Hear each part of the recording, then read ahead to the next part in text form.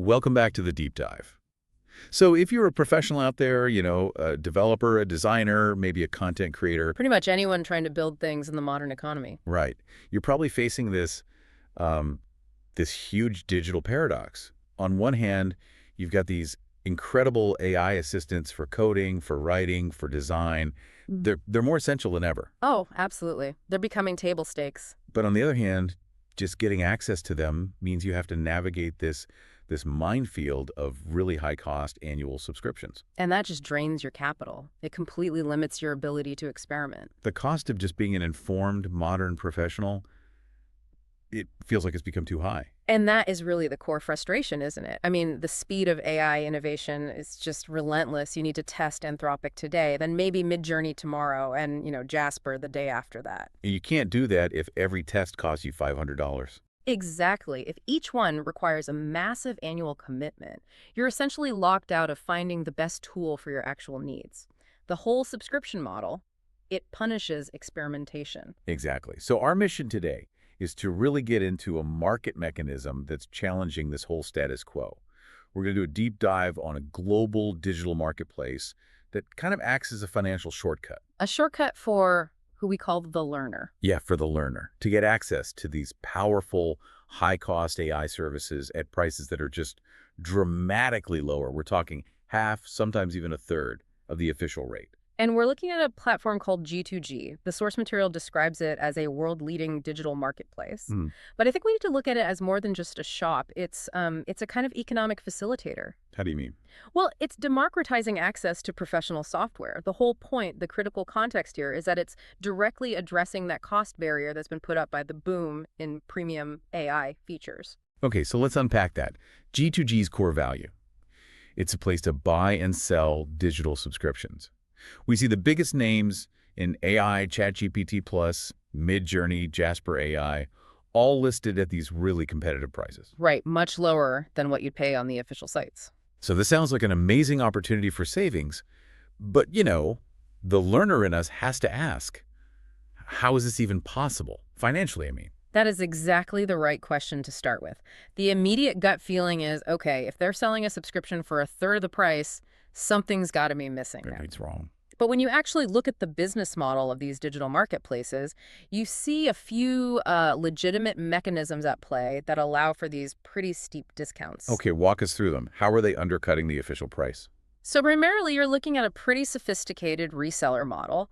Sellers on a platform like GQG, they often get access through things like bulk institutional purchases or maybe regional pricing differences. Ah, like buying cheaper in one country and reselling in another. Exactly. Or sometimes they're selling the unused capacity, the extra keys from large-scale corporate licenses. They're just moving inventory around very efficiently. Another big factor is the idea of shared accounts or pooled subscriptions. What does that mean?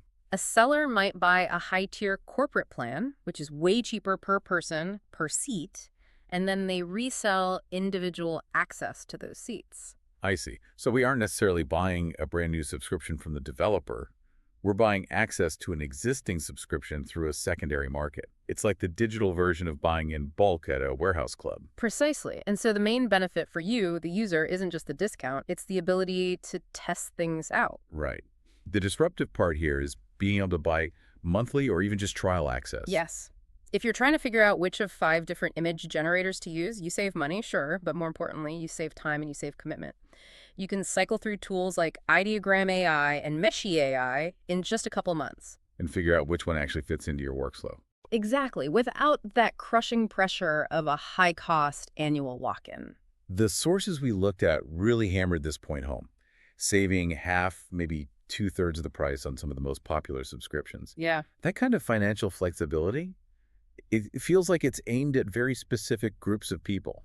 It absolutely is. I mean, the whole model is basically marketed to professionals who have a tight budget and, really high demands for efficiency. Like who? The solo entrepreneur who needs an all-in-one productivity suite, or the graphic designer who needs the latest 3D visual tools, the content creator needing quick video generation from something like InVideo AI, or the programmer who needs specialized code analysis from, say, Black Box AI. They're all just looking to prototype their digital toolbox as efficiently as possible. That's a perfect way to put it. Okay, so we've got the financial incentive and the mechanism behind it.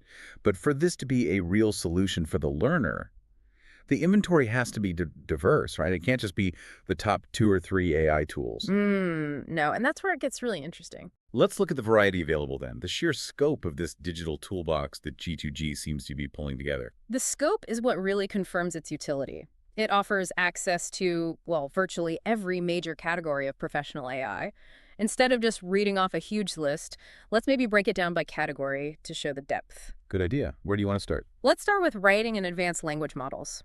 So beyond the household names, we see access to platforms like Anthropic AI, a huge player known for its focus on, AI safety. Okay. And then there's Jenny AI, which is more focused on academic and long-form writing assistance. We also saw Perplexity AI, which is fascinating because it's less of a chatbot and more of an advanced contextual search assistant. Well, it synthesizes information really, really fast. okay, so that covers research, complex text generation. What about the visual side? That's where the costs can get really steep. Yeah, the visual and design section is very strong. Under design and visual creation, we find tools for some really specialized needs. You have Ideogram AI, which focuses on sophisticated image generation and typography design. And you mentioned another one, Meshy AI.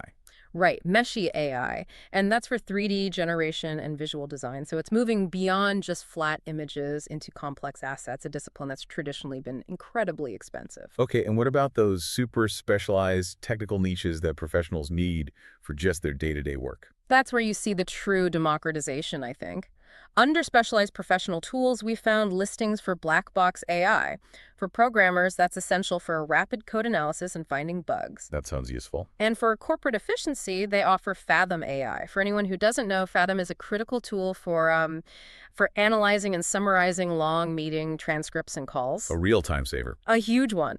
And maybe most uniquely, Resi AI, which offers AI-assisted CV writing and editing. It helps job seekers optimize all their professional materials. That breakdown really shows they cover the full spectrum. And just to give a sense of the breadth, the sources did list a bunch of others, like Google One AI, Cursor AI, Cramly AI.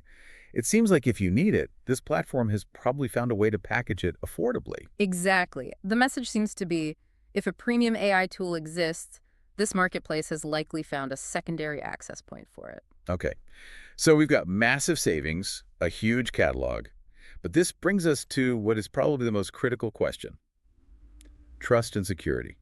I mean, when a price looks too good to be true. The smart consumer gets suspicious. Right. How can we trust a third-party marketplace that's dealing in digital keys and shared accounts? And this is where we have to shift from just listening features to actually assessing the risk. The sources we looked at give us a lot of data on this. G2G is described as a widely distributed global platform, and its main evidence for reliability comes from, well, sheer volume. Tens of thousands of positive reviews on Trustpilot. Exactly, and that volume of positive feedback tells you something beyond just brand recognition, What does it tell us about safety? It creates a statistical baseline of trust. Users consistently praise the speed of delivery and the clarity of the communication. But the mechanism for trust isn't just organic reviews, it's structural. The site itself acts as a transactional intermediary. Meaning they don't just connect you to the seller and walk away. Right, they actively step in. And that system is called Gamer Protect. Oh. How did that actually work? In detail. So Gamer Protect basically functions as a digital escrow service, which is critical when you're buying something intangible like a digital key or account access. Okay. When you, the buyer, make a purchase, your money is held by G2G. It's not immediately released to the seller. I see. The funds are only finalized after you've received the service, you've verified that it works correctly, and you confirm that the terms of the sale have been met. It puts a protective buffer between your payment and the delivery. It really mitigates that risk of non-delivery. That explains the platform's security layer, which is pretty reassuring. But you mentioned this is a marketplace of individual sellers. So where does the buyer need to be careful? And this is the essential caveat we have to talk about. While the platform overall is reliable, it has tech support, the sources do show that negative experiences like rare delays in getting your key or some issues with the refund process, they do happen, and they're reported almost exclusively with low-rated individual sellers. So you have to be a smart consumer. You've got to check the seller's rating, check their track record carefully. The high-rated established sellers are always your safest bet. That's wise advice. Always check the track record. Don't just go for the absolute rock bottom price from a brand new seller. Let's just touch on the logistics quickly. For the learner, anywhere in the world, payment has to be easy. Absolutely.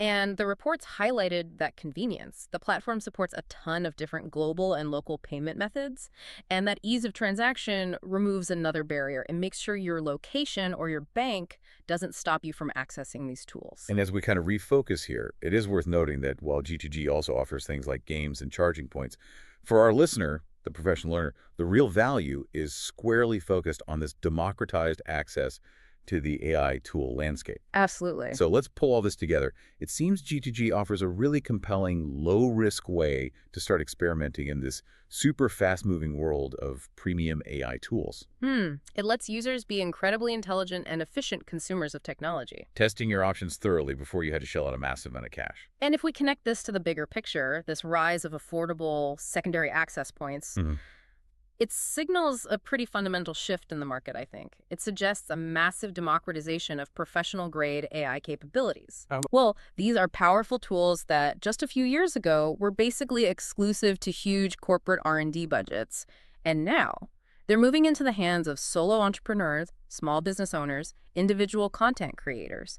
This phenomenon completely changes who can compete in the digital economy. That really is the ultimate takeaway, isn't it? The playing field is being leveled by market friction, not by corporate policy. That's a great way to put it. And considering that a platform like this relies so heavily on its online presence, I mean, the sources mention that details and access instructions are typically provided right there in the associated online content, like in the first comment, to get users on board quickly. It raises a final provocative thought for you to consider. Okay. If these sophisticated digital marketplaces can successfully commoditize and resell access to the most advanced AI tools at a fraction of the price, will the high-cost annual software subscription model as we know it even survive the next 5 years? That's a huge question. The market is finding a way around the paywall, and that changes everything. Thank you for joining us on this deep dive. We encourage you to critically explore the implications of these emerging marketplace models on your own.